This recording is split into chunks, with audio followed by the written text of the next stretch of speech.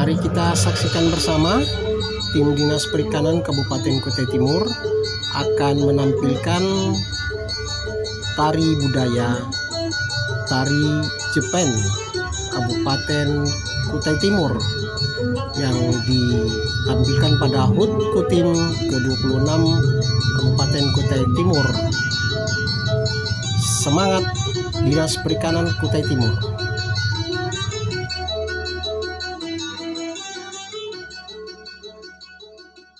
Tari Jepen Bepayung adalah tarian yang memukau dan kaya makna, yang menggambarkan kehidupan budaya dan kesenian tradisional suku Kutai di Kalimantan Timur. Positif seperti kegembiraan, kesyukuran, dan kebersamaan.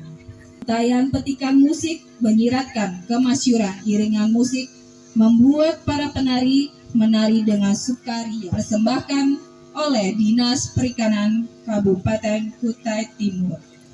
Inilah dia persembahan dari Dinas Perikanan Kutai Timur. Selamat menyaksikan.